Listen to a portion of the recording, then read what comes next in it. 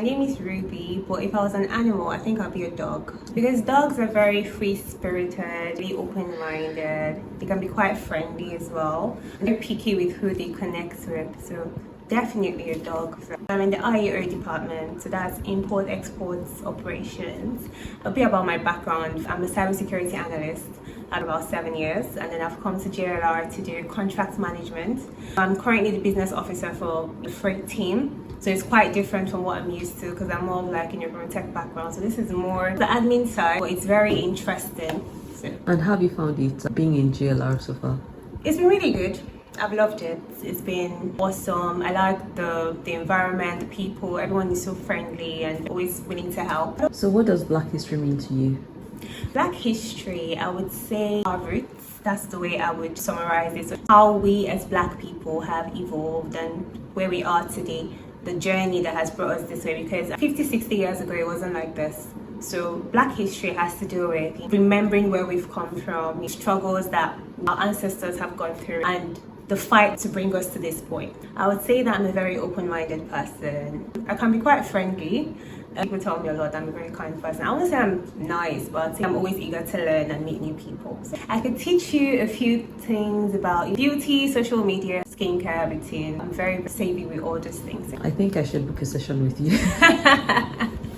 Yeah. So what would you like to see during the Black History Month? I like to connect to some stories and hear things from the past or even present. I see people's experiences, direct or indirect. I'd like to learn a lot. I just thought that braids were normal before, getting our hairs done. I didn't know that they were used to decipher the way slaves could escape, and those patterns that I thought were normal actually had meanings behind them. I just learned that recently. That's interesting. Do you know of any particular pattern? It's the cornrows with the mazes. What I learned was when slaves had the cornrows, they used to map them out on their hairs, like the partings, in a way that when they see it, it would direct them out. I was really intrigued when I saw that. Do you know anything about tribal marks? Tribal marks. Like in Nigeria, most people that have tribal marks are usually from the West, that's the Yorubas. But some of them might say that the markings are more spiritual than others. If wishes came true, what would you wish could happen to Blacks? I wish that we would be more comfortable in ourselves and we wouldn't need to seek validation from any other race. If wishes could come true, that's one thing that I know that I'll just snap my fingers and be like, just be yourself, don't care about anybody else. If you could turn back time, what, if anything, would you change in Black history? Slavery, cotton picking and all of that. Because I see some things in the museums. I saw a picture of a little boy that he had shaved teeth down and he had to display himself in the cage, and I would make sure those things would never happen. I'm from Edo State in Nigeria. That's where my dad's from. My mom's from the east. Edo State is which part of Nigeria? It's the south. My background is quite diverse because obviously my parents are not from the same place.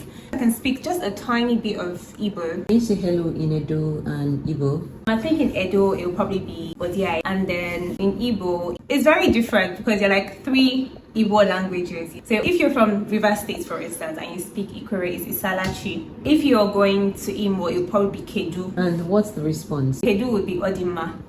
Then in Edo, when you say Bodiaya, you say Ofore, that's I'm fine. I like swallow a lot. I like to eat pounded yam and soup. And in Edo State, our signature soup is black soup. It's made with scent leaves. So it's really nice. Or you could use basil if you're in the UK, scent leaves, that what they use for pepper soup. Or obono soup. That's I don't know what the English name is for that. Sorry, I can't help. But usually I'd eat maybe egusi, that's melon soup, or fin salad, that's white soup. So that's from my mom's side. Ofeaku as well. I like the Nigerian soups. And I grew up in Port Harcourt for a bit. So we used to have bole and fish. So that's roasted plantain and fish or roasted yam and fish. So that's what I love about Nigerian food. It's quite diverse. You have spicy food. I don't really like spicy food as well. You could have it however you want it. So do you cook? Yeah, I do. What's Ofeaku, by the way? Ofeaku is palm nut soup. Maybe banga, that's palm nuts. Yeah. And Ofeasala, same thing? That's white soup. So that's made with cocoa yams. Yeah, so you make it no oil and then you just mash the yams inside to make it thick. So do you find cocoyam in the UK? Yeah, in the African store. Where do you live in the UK? Birmingham. What does Independence Day mean to you?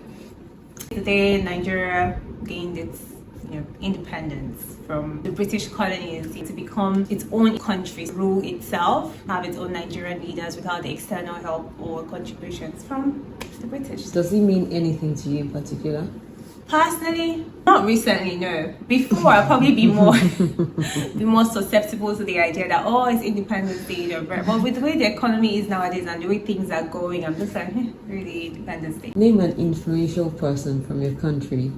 And so why is she important to you? Chimamanda Adichie. I love her views. I'm a feminist as well. I like the way she sees life, and I've learned a lot. I've read almost all her books. Purple Hibiscus, Americana, Half of a Yellow Sun. My favorite book would still be Purple Hibiscus because it showed me so many perspectives to things. I like Chimamanda because her quotes are really inspiring. Such as, never accept because you're a woman as a reason for doing or not doing anything. The values that she instills are kind of things that you as a person, you have your own perspective when listening to her. So it's not literally just blindly following. You can employ what she says in your everyday life. So how have you employed what she said in your life? My life. So I have a tech foundation in Nigeria. Wow. Currently I'm providing 100 scholarships to people to study any tech course of their choice from a school called Alt Africa. So Alt School Africa. It's a digital platform. I've done 70 girls and 30 boys because the tech industry is mostly dominated by guys. And I didn't want to leave the guys out of it. So you know what, just a 70-30 for a start. And then currently we're also looking at giving them laptops to enhance them to be useful youths in the society. So how will they contact you and if anybody is interested? So I've been running it on Instagram and Twitter. So I had over 10,000 applicants. Literally today is the deadline for the application. I think you're the best. Thank you.